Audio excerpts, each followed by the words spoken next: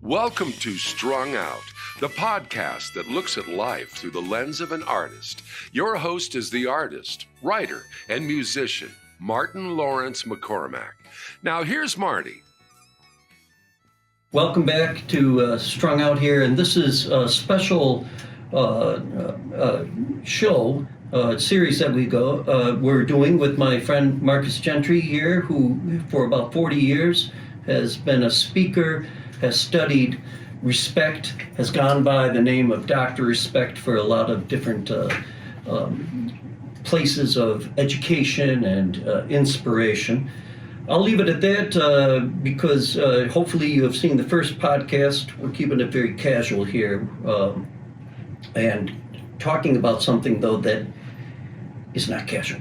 Mm-hmm. As we are in a moral crisis, I would say, and I'll use moral with a little m, because we talked about in the last podcast about respect.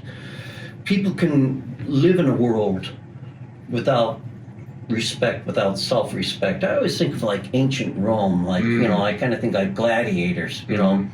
People kind of have their bread in circuses, and when they have those distractions, is what you talked about, that gives them a tendency to be able to not be in touch with reality, therefore not look at themselves. And you break down, you're talking about respect into 4 areas, and the first one was respect of self. Yes. So let's focus on that. We're in a bread and circuses world again, it seems. Maybe we never left it, I don't know. But we're in a time period where anybody can be whatever they want to be, really, if they want to some degree. Correct. But yet, the idea of what you should be maybe has been misconstrued in terms of respect. What's your thoughts about that? In listening to you talk about that, I think about whether or not, how compassion plays into this, and how we have lost compassion for fellow humans, for each other. And because I didn't just start thinking about this, I've been considering whether we have lost the capacity for compassion, because we're so overloaded with information and traumatic information all the time. The first time I remember being shocked by it was, it could have been 9/11, when the situation happened, and I went to a particular school in the south suburbs to talk to students. I was working in school systems then, and I went to a school to offer supportive services for some of the students who may have been emotionally impacted by what happened. Sure. And they weren't emotionally impacted. Well, they didn't appear to be. It didn't seem to. It was almost as if they were watching a movie. So that was the first time I was kind of shocked by that. So it didn't impact everybody the same way. So now we fast forward to right now, and you hear about 3 or 4 people being killed in Israel or somewhere else in another country, and you don't raise an eyebrow. You don't miss a meal. You don't have a moment of silence. You don't do anything, because you just heard the day before 50 people being killed in another place, and 25 people, or a plane going down and 3 people dying. And you almost turn on the news for entertainment, as opposed to truly information. And so with us getting so much of that so often, now when you hear of a death or even a killing, you don't really raise an eyebrow. You're waiting for the next piece of breaking news. So what I believe it's doing is causing us to have a lack of capacity for compassion for fellow humans. And now that shows up in homes, in businesses, and in day-to-day interactions, in traffic, in the grocery store. Yeah, Just recently in the news, that 15-year-old girl in Madison, Wisconsin, that shoots up her school. Just saw that. And Just saw that.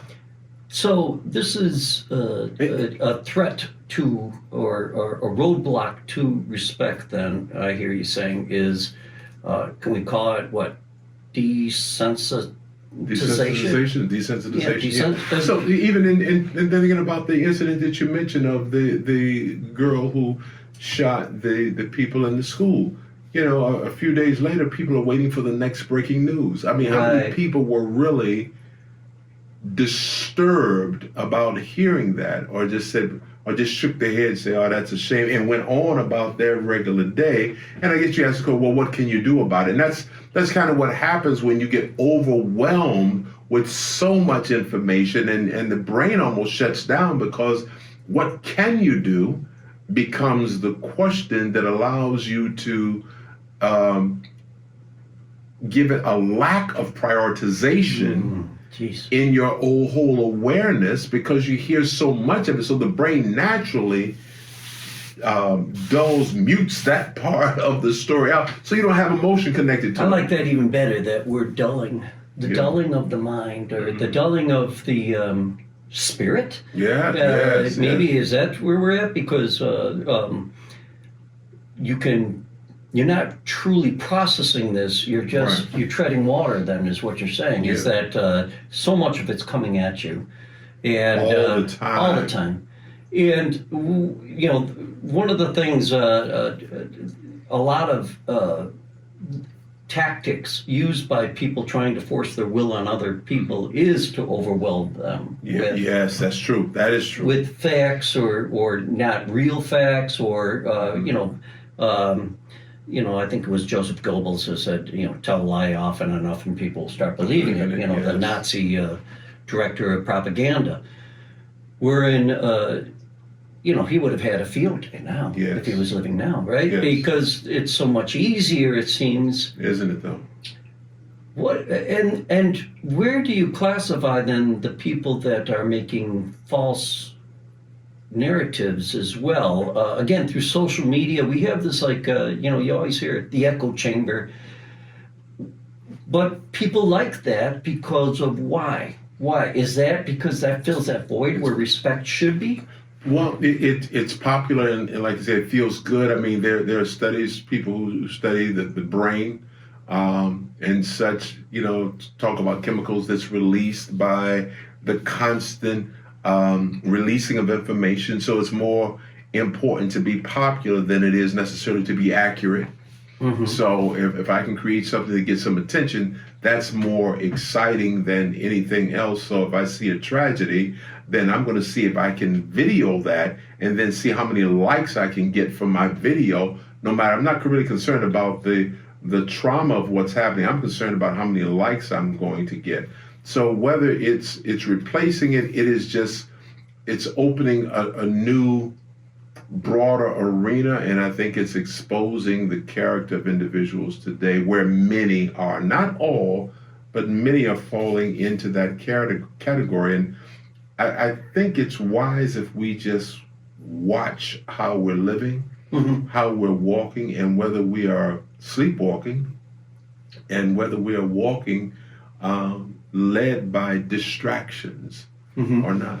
So we're talking here with Marcus Gentry on our respect perspective, and we're talking about respect for self. But one of the first pitfalls we're talking about is the idea of the dulling of the dulling of dignity. Maybe that's what we should call it.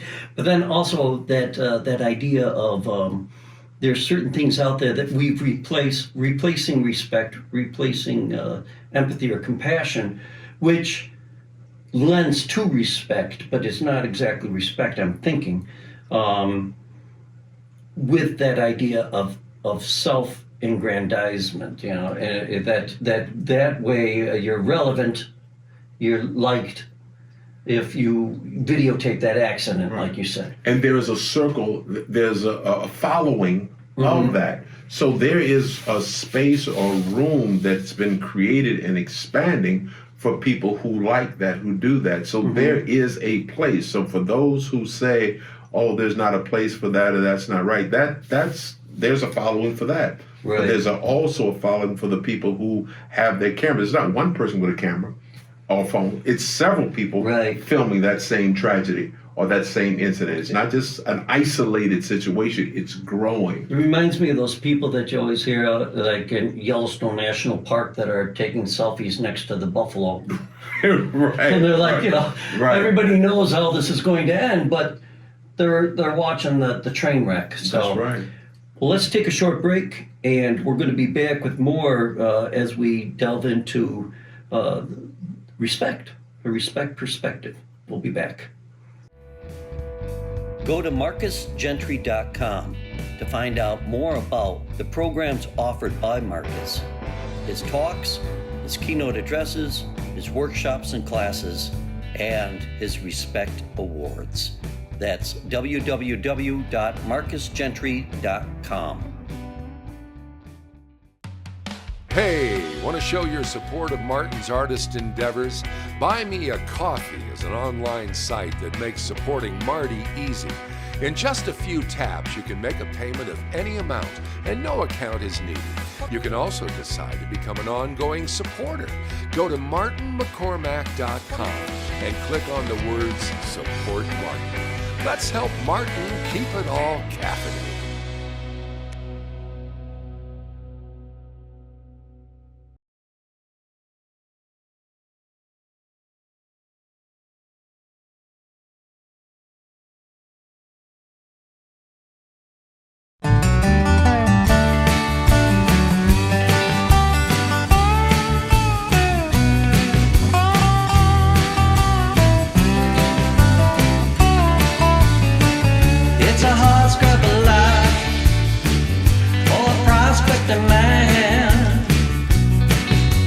Searching I know for a little mother load of joy, a lane to living, barely scraping by. Just another shovel load could show a little mother load of joy. All I need is a gleam and a rumbling, tumbling stream, and if the panic just right, maybe tonight my dream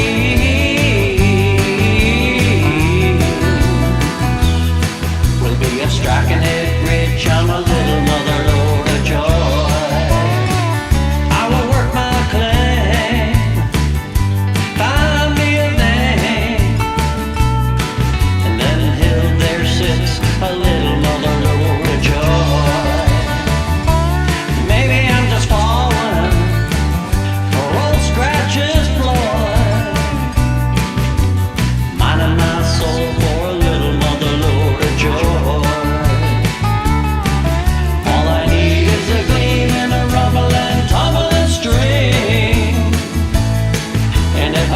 Just right, maybe tonight my dream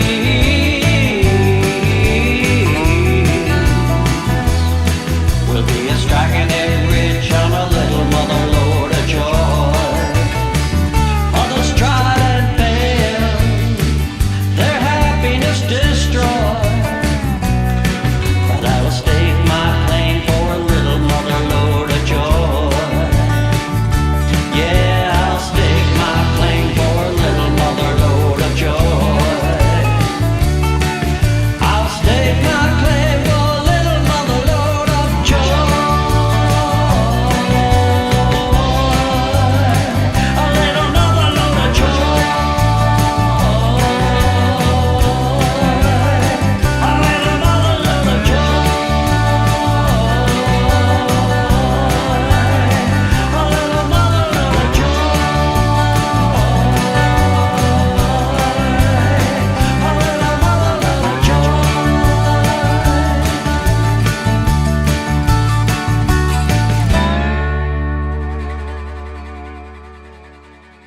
And we're back, and the second part I just want to ask you, we identified one distraction, one pitfall. I'm trying to come up with a good word, and we'll come up with a good word, don't worry, folks. It seems to me that now that we have this social media, Mm-hmm. now that we have media that's acting socially, Mm. right? I mean, we used to have, journalists that we could say, well, they're not going to act one way or another because they're just telling the news. Mm.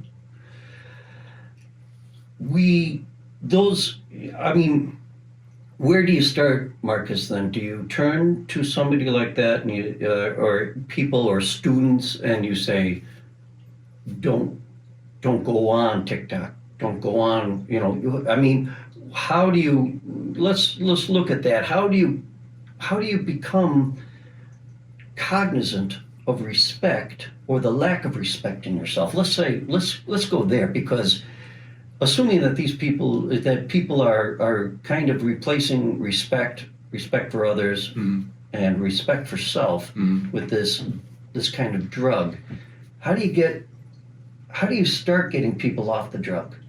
I would say by asking the critical questions. So I'm a strong follower and promoter of the Socratic method. So I believe in asking the questions. I call it going to the fifth level of inquiry. Okay. So when you ask enough of the right questions, you allow a person to examine their own consciousness about a particular matter. So who do you really want to be? And so if I was talking to students or adults or anybody in our circle of influence, and I think that's where we can begin, in our circle of influence, the question is, how do you want to show up in the world, since you do have a choice? Was it the poet two roads diverged in a yellow wood? So we have an option of roads that we can take. How do you want to show up in the world, and why? Why is that important? And then going to the fifth level, well, it's important. I want to show up as this kind of person. Well, why is that? And then what brings it? What are the things that could possibly interrupt that? Do you have examples of what that looks like? Because there are things that in some cases create, and you mentioned this, I believe, a little earlier than this segment or the previous one, about that blocks or interferes. And so if there is a blockage that's keeping someone from being the kind of person they want to be, are you willing to do the dirty work to clear the blockage? We've also talked about, though, that people can exist in this world right now without respect, and that the reward for not living in a respectful world, or not having self-respect or respect for others, is pretty strong to some degree, right? It is. So, why do it? That is the question. That's the question. So many answer the question, there is no reason to do it. So I don't have to think about that, because it goes back, if I can distract myself. So if I can busy myself watching a sports team on television, or watching a movie, or following something on social media, and this is not about bashing social media, because social media can be beneficial, it can be helpful, it can do a lot of good, community, but it can also be a distraction from looking introspectively at yourself, or even looking at other people more accurately. So you will think that the sound bite you see is their whole story, and you come to conclusions without having clarity about the rest of the story. Paul Harvey used to do a piece called "The Rest of the Story." Right. We're dating ourselves. Yeah, I think so. I think so. Yeah. I think so. Yeah. So conclusions are drawn because people aren't getting the rest of the story, and it's popular to do that. So where do you begin? You begin by just asking questions and see if they're curious to have the answer. Okay. Let's take a little break. We're going to wrap up this as we continue to march on respect and the respect perspective. Right now we're just focusing on respect for self, and You're on Strung Out. We'll be back after this. Hello, this is Polly Chase, presenting artwork by Martin McCormick. This painting, titled Dude, features a mountain range that holds a special place in Marty's heart. On the canvas, which measures 20 by 24, we see the Tetons rising in the hazy distance of a view from an abandoned dude ranch just outside Jackson Hole, Wyoming, near Marty's parents' old place. The cool blues and violets of the background complement the buttery yellow foreground. These colors pass the viewer's attention back and forth along the horizontal plane, while the decaying Model T sinks into that scrubby landscape from which the majestic peaks punch upward along the vertical plane. It's a quiet yet very moving scene, both artistically and emotionally.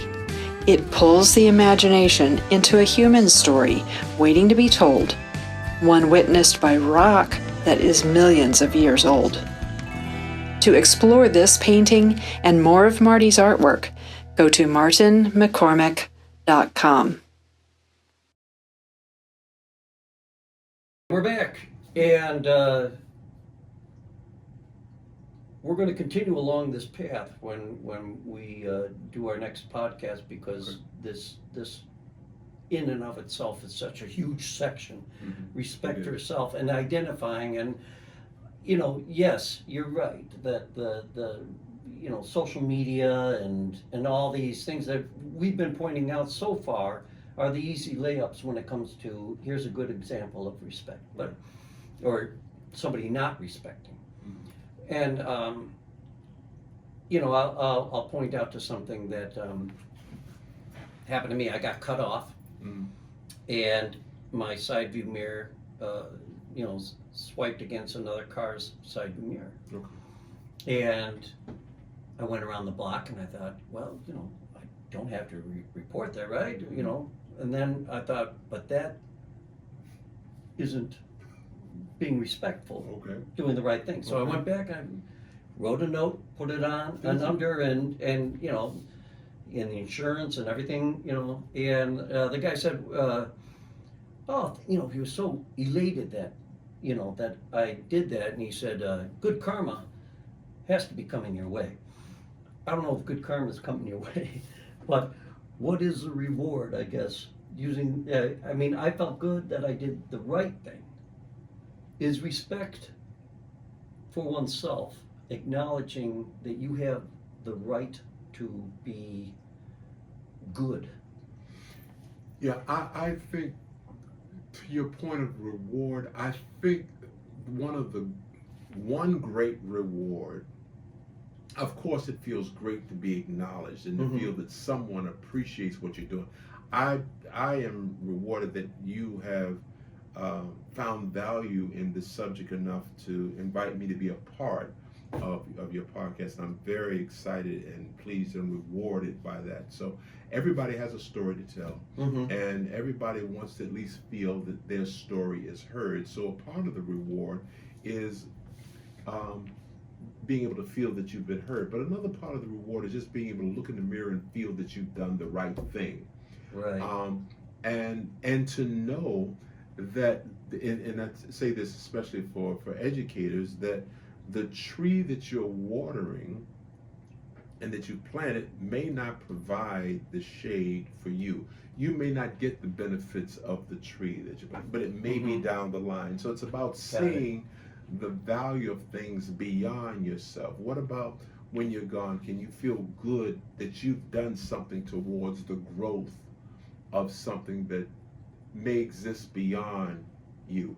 And I have a good friend, and we may introduce him and have him share in the conversation at some point, named Ryan Kaufman, and he said to me that the fruit is the last thing to show up on the tree. Oh, and nice. I forgot, they just said it fairly recently, and it's true. So we sometimes look for that immediate karma. I wrote my name on the card. Maybe I'm going to find a bag of money or something. Maybe something really good. Right. And it might not. But the good thing exists in the action itself, in who you have become because of what you have done.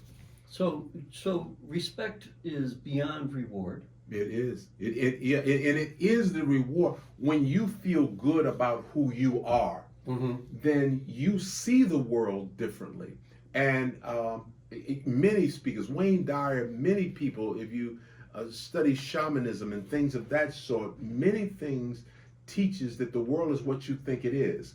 And so if it begins in the mirror and you feel good about who you are, then the world shows up differently. I've got many stories of that. The world just reveals itself differently to you because of how you see yourself in the world. Wow.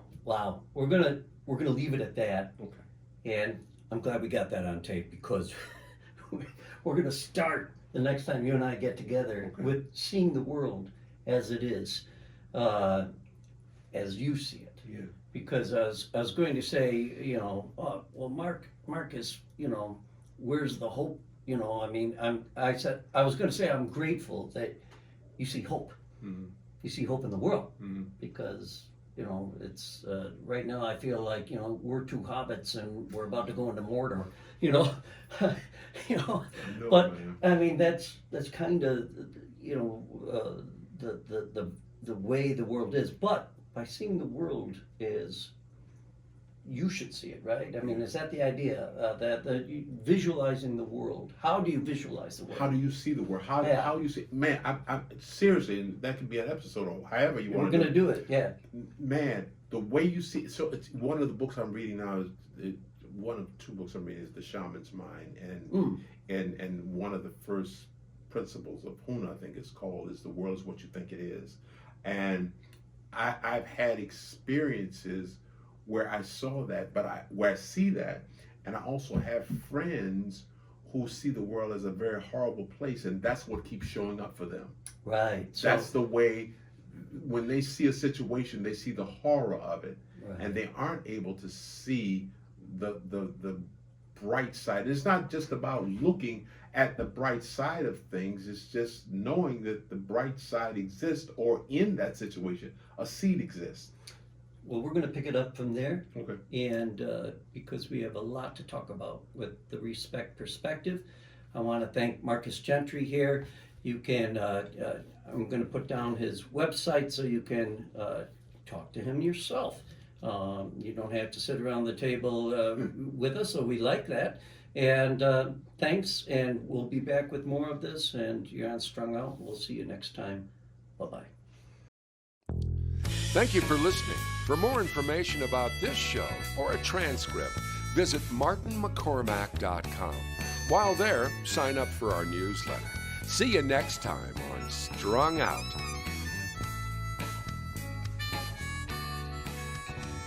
It's all so wrong, this pain we feel makes no sense at all. A swan song wasn't part of the deal, was no curtain call. Given no choice.